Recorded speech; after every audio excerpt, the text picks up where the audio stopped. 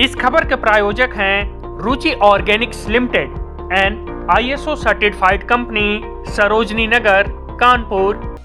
बिहार की सियासत एक बार फिर से नई करवट लेती नजर आ रही है। मुख्यमंत्री नीतीश कुमार के गुरुवार को राज्यसभा नामांकन के बाद बिहार की राजनीति 360 डिग्री घूम गई है।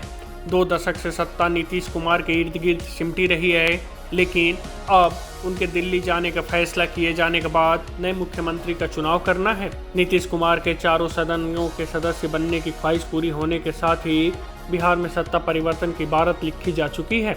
बिहार के सियासी इतिहास में पहली बार बीजेपी का मुख्यमंत्री बनने जा रहा है, जिससे जल्द ही पर्दा उठेगा। ऐसे में सवाल उठता है कि बीजेपी किस नेता को बिहार की सत्ता की कमान सौंपेगी, यानी किसे मुख्यमंत्री बनाएगी।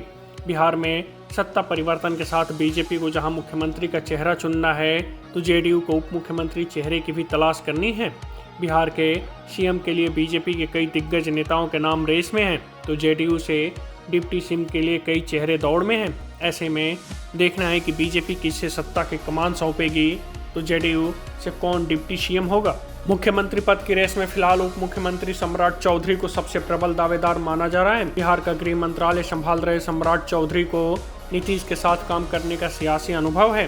वे पीएम मोदी और अमित शाह के बेहद भरोसेमंद माने जाते हैं। खुशवाहा समाज से आने के कारण वे लौकुश समीकरण में पूरी तरह फिट बैठते हैं। बीजेपी के दूसरे नेता केंद्रीय गृह राज्य मंत्री नित्यानंद राय हैं, जिन्हें सीएम की रेस में प्रमुख माना जा रहा है।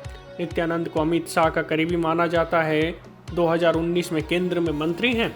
अमित शाह के साथ गृह मंत्रालय का जिम्मा संभाल रहे हैं। बिहार भाजपा के अध्यक्ष रह चुके हैं। उन्हें सांगठनिक अनुभव है। वे यादव समुदाय से आते हैं और बिहार में 14% यादव समुदाय की आबादी भी है। सम्राट चौधरी और नित्यानंद राय दोनों ही ओबीसी समुदाय से आते हैं।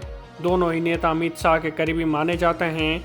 इतना ही नहीं, बिहार में बीजेपी के दोनों ही प्रदेश अध्यक्ष रह चुके हैं।